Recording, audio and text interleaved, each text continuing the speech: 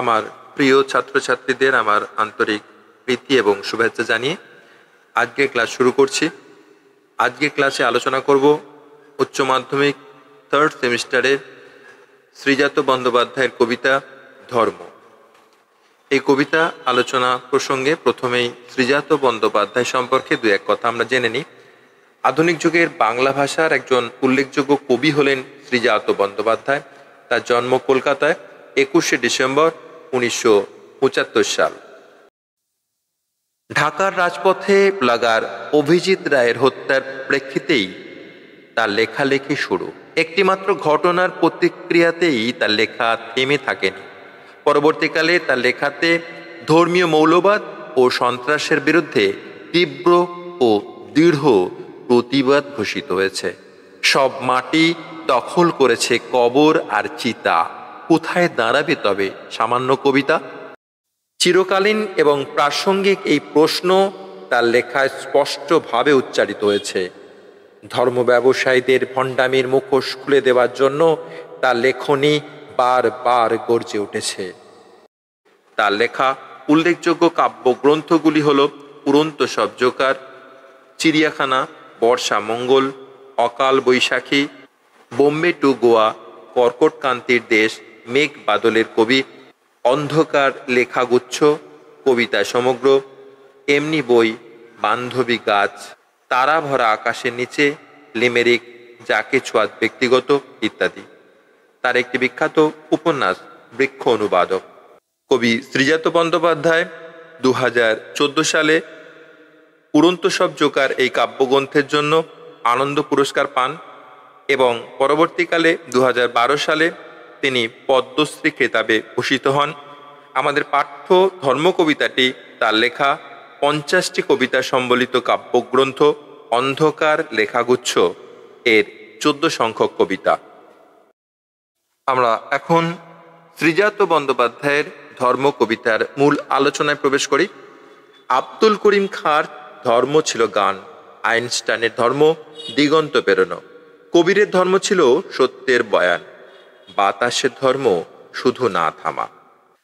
প্রথম স্তবকের প্রথম 4টি পংক্তিতে ভিন্ন ভিন্ন 3টি ক্ষেত্রে বিখ্যাত 3 ব্যক্তিত্বের নাম উল্লেখ করা হয়েছে।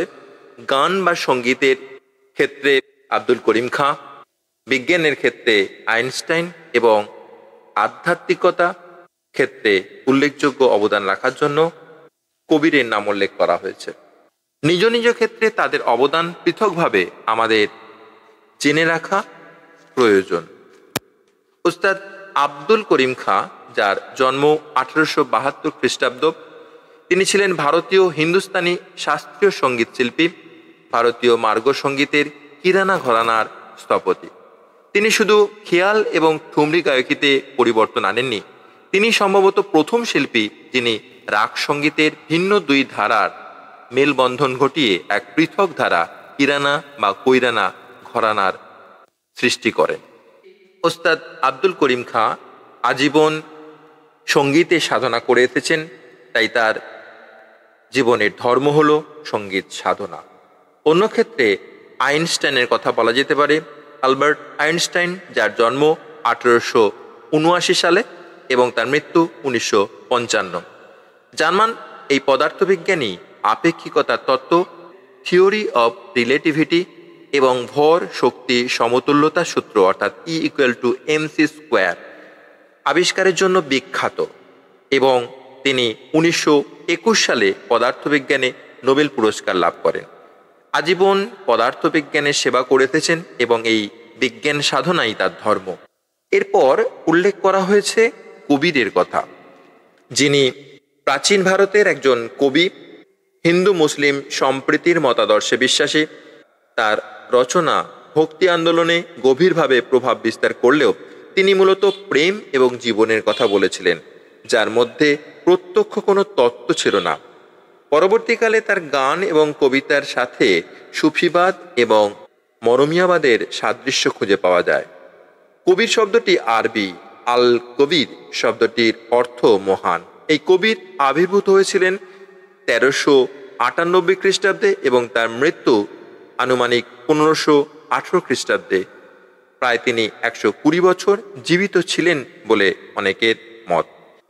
এই কবির কিন্তু কোনো সাম্প্রদায়িক গোঁড়ামিতে বিশ্বাসী ছিলেন না, তিনি মানব ধর্মে বিশ্বাসী ছিলেন। তাই কোনো ধর্মীয় গোঁড়ামি বা কোনো ধর্মীয় সংকীর্ণতা তাকে বেঁধে রাখতে পারেনি, এবং সে কারণেই তার আজীবন এই মানব ধর্মের প্রচারকেই এখানে বিশেষভাবে মান্যতা দিয়ে কবি যেন তার নাম এখানে উল্লেখ করেছেন। এই তিন ব্যক্তিত্বের স্ব স্ব বিষয়ে কর্মকাণ্ড মানব সমাজের অগ্রগতিকে ত্বরান্বিত করেছে। তাদের অপ্রতিরোধ্য ক্রমাগত ধারাবাহিক কর্ম বাতাসের মতোই নিত্য ক্রিয়াশীল থেকেছে। বাতাস যেমন কখনো এক জায়গায় থেমে থাকে না, প্রবাহিত হতেই থাকে, তেমনি সমাজের ভিন্ন ভিন্ন ক্ষেত্রে থেকেও এনারা প্রতি মুহূর্তে তাদের কাজের মধ্য দিয়ে সমাজকে সমৃদ্ধ করেছেন, এবং স্ব ক্ষেত্রে তাদের ধর্ম কারোর কাছে গান বা সঙ্গীত, কারোর কাছে বিজ্ঞান, কারোর কাছে শুধুমাত্র মানুষের মানবিক শাশ্বত প্রবৃত্তিগুলির জয়গান।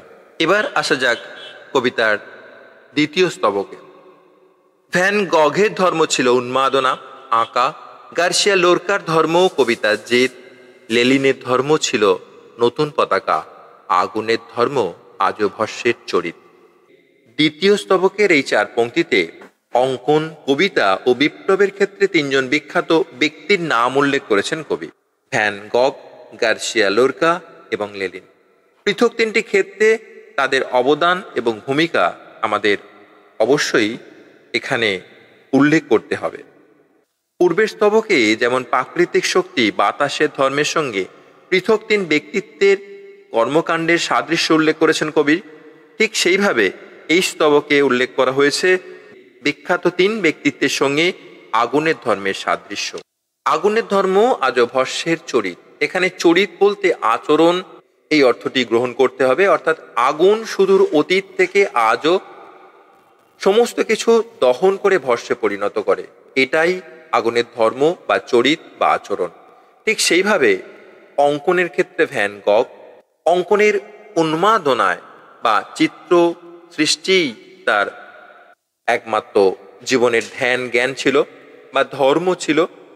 অঙ্কনের ক্ষেত্রে তিনি নানা গবেষণা এবং পরীক্ষা নিরীক্ষা চালিয়ে চিত্রশিল্পকে সমৃদ্ধ করলেও জীবদ্দশায় তার ছবি বিক্রি হয়েছিল মাত্র একটি। সমসাময়িক মানুষের কাছে তার সমাদর না থাকলেও তিনি নিরলসভাবে তার কাজ চালিয়ে গেছেন।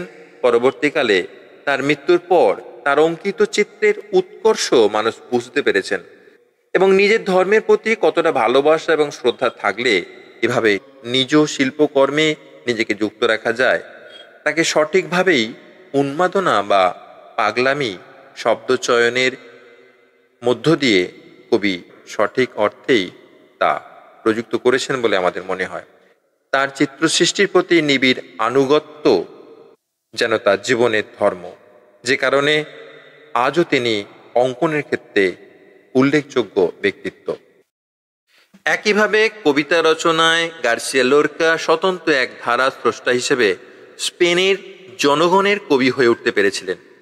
ইউরোপিয়ান বিপ্লব ত্বরান্বিত করার জন্য কবিদের সম্মিলন প্রজন্ম 27 স্প্যানিশ সাহিত্যে আনার চেষ্টা করেন তিনি। আধুনিক স্প্যানিশ সাহিত্যের এই অন্যতম কবির প্রতিভা ছিল বহুমুখী। তিনি কবি পরিচয়ের চেনাবৃত্তের বাইরে একজন সফল নাট্যকার এবং মঞ্চ পরিচালকও বটে।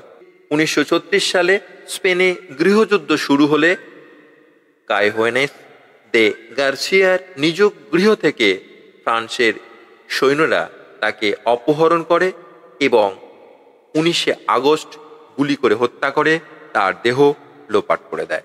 একজন লেখক, একজন কবি কতটা শক্তিশালী হলে তার লেখা সমাজে কতটা প্রভাব বিস্তার করতে পারলে শাসক ভীত হয়ে ওঠে, তার জ্বলন্ত দৃষ্টান্ত হলো গার্সিয়া লোরকা। এবং তার জীবনের ধর্ম বা ব্রত ছিল কবিতা রচনা, এবং যার মধ্য দিয়ে তিনি সমাজ পরিবর্তনের স্বপ্ন দেখেছিলেন। তাই এখানে স্বাভাবিকভাবেই তার নাম উল্লেখ করেছেন কবি শ্রীজাত বন্দ্যোপাধ্যায়। এরপরে উল্লেখ করা হয়েছে লেলিনের কথা। বিশ্ব ইতিহাসে স্বর্ণাক্ষরে লিখিত এক মহাবিপ্লবী হলেন V.I. লেনিন। 1870 খ্রিস্টাব্দে যার জন্ম, 1924 খ্রিস্টাব্দে যার মৃত্যু। রুশ বিপ্লবের প্রধান নায়ক ছিলেন লেনিন, যার আসল নাম ছিল ভ্লাদিমির ইলিচ উলিয়ানভ। লেনিন ছিল তার বিপ্লবী ছদ্মনাম। 1870 খ্রিস্টাব্দে কাজান প্রদেশের এক মধ্যবিত্ত পরিবারে তার জন্ম হয়। তিনি মার্ক্সবাদ সম্পর্কে গভীরভাবে পড়াশোনা করেন এবং এই সিদ্ধান্তে আসেন যে রাশিয়ার সমাজতন্ত্র প্রতিষ্ঠা ছাড়া রাশিয়ার উন্নতি সম্ভব হবে না। তিনি বুদ্ধিজীবী, শ্রমিক, কৃষক, মজদুর সকলের মধ্যে মার্ক্সবাদ বা মার্ক্সের দাস ক্যাপিটালের বক্তব্যের প্রচার এবং প্রসার ঘটাতে থাকেন। রুটি, জমি, শান্তি, তিনটি প্রতিশ্রুতি নিয়ে লেনিনের নেতৃত্বে বলশেভিক দল অক্টোবর বিপ্লবে ঝাঁপিয়ে পড়ে এবং ক্ষমতা দখলে সক্ষম হয়, বৈদেশিক আক্রমণ পরাস্ত করে ও গৃহযুদ্ধ দমন করে। লেনিন রুশ সমাজতন্ত্রকে রক্ষা করেন। তিনি ছিলেন রুশ জাতির মহান নায়ক, সমাজতন্ত্রী রাশিয়ার জনক। দেশের বাস্তব অবস্থা বুঝে তিনি কমিউনিজমের বাস্তব রূপ দিতে জানতেন। তাই তিনি আজও স্মরণীয় হয়ে আছেন শোষিত, বঞ্চিত মানুষদের হয়ে সংগ্রাম করার জন্য।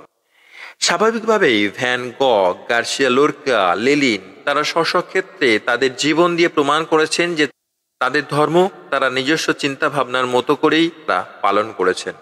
ঠিক যেমন আগুন সুদূর অতীত থেকে সুদূর ভবিষ্যৎ পর্যন্ত তার ধর্ম পালন করে থাকে, অর্থাৎ সমস্ত কিছুকে পুড়িয়ে ভস্মে পরিণত করে, ঠিক তেমনভাবে এই মানুষগুলিও তাদের সমস্ত সত্তা দিয়ে তাদের আপন আপন জীবন আদর্শের ধর্ম পালন করে গেছেন, যা দিয়ে সমাজ উপকৃত হয়েছে, যা দিয়ে দেশ উপকৃত হয়েছে। এরপর ধর্ম কবিতার তৃতীয় স্তবকে চলে আসা যাক।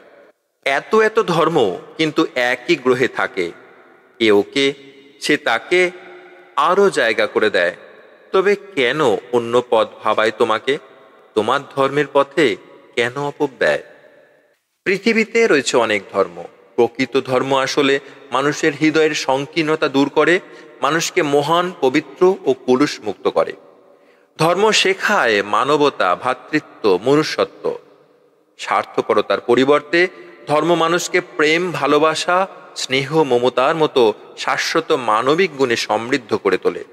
তাই পৃথিবীতে বহু ধর্ম থাকলেও প্রকৃত ধর্ম কিন্তু অন্য ধর্ম সম্প্রদায়কে যথাযথ মর্যাদা দিয়ে থাকে। কখনোই তা অন্য ধর্মের সম্মানহানি ঘটায় না বা প্রতিবন্ধকতা সৃষ্টি করে না। অন্যদিকে কিছু স্বার্থপর মানুষ তাদের ব্যক্তি স্বার্থ চরিতার্থ করার জন্য ধর্মের নামে ভণ্ডামি ও সাম্প্রদায়িক হানাহানিকে প্রশ্রয় দেন। পৈশাচিক ধ্বংস লীলায় বিকৃত মানসিকতার বহিঃপ্রকাশ ঘটায় এবং তাতে তারা বিন্দুমাত্র লজ্জিত হন না। তাই ভণ্ড ধার্মিকদের কাছে অন্য ধর্ম সম্প্রদায় মোটেই গ্রহণযোগ্য হয় না। তারা মনে প্রাণে নিজের ধর্ম ছাড়া অন্য ধর্মকে ঘৃণা এবং অপমান ও অশ্রদ্ধা করে আনন্দ পান। আসলে এরূপ চিন্তা মোটেই কাম্য নয়।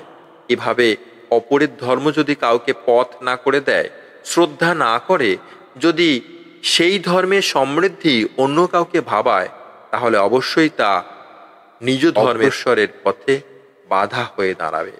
এবার আসা যাক কবিতার শেষ স্তবক, অর্থাৎ চতুর্থ স্তবক, যেটি দুটি পংক্তি নিয়ে সমাপ্ত।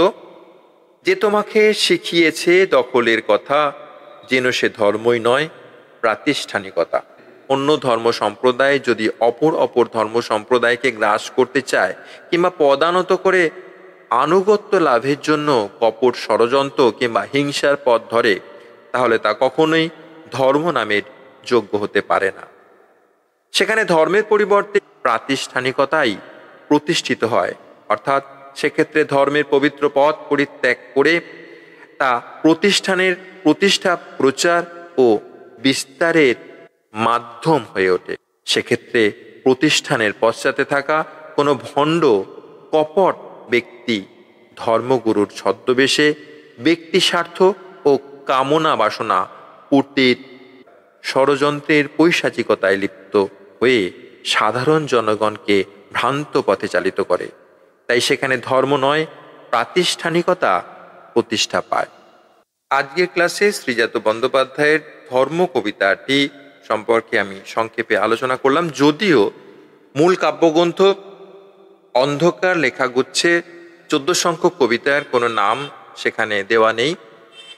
এই ধর্ম নামটি কিন্তু যারা এই কবিতাটি সিলেবাসে অন্তর্ভুক্ত করেছেন তারা এই নামকরণ করেছেন, এবং সেদিক থেকে দেখতে গেলে ধর্ম কবিতাটি একটি ব্যঞ্জনাবাহী অর্থে নামকরণে প্রযুক্ত হয়েছে, কারণ ধর্মকে এখানে একটি বৃহৎ এবং বিস্তৃত অর্থে ব্যবহার করা হয়েছে, কারণ প্রতিটি বস্তুরই একটি বিশেষ বিশেষ গুণ সম্পন্ন হয়ে থাকে এবং সেই গুণই হচ্ছে তার ধর্ম। সেইভাবে দেখতে গেলে প্রতিটি মানুষেরই তার স্বভাব এবং তার কিছু বৈশিষ্ট্য রয়েছে, এবং সে কিভাবে নিজেকে দেখতে চায়, সে কিভাবে নিজেকে বিকশিত করতে চায় এবং কোন লক্ষ্যে সে এগোতে চাইছে, এবং সেভাবেই তার যে জীবনচর্চার মধ্য দিয়েই তার ধর্ম বা তার বৈশিষ্ট্য প্রকাশিত হয়। এই অর্থেই ব্যঞ্জনাবাহী এই ধর্ম শব্দটি এই কবিতার নামকরণ হিসেবে গৃহীত হয়েছে। আজকের আলোচনা এখানেই সমাপ্ত করলাম, এবং মনে হয় এই আলোচনার মধ্য দিয়ে তোমাদের এই কবিতাটি বুঝতে সুবিধা হবে এবং বারবার কবিতাটি পড়ার মধ্য দিয়ে এই কবিতার মূল বক্তব্যটি হৃদয়ঙ্গম করতে পারবে।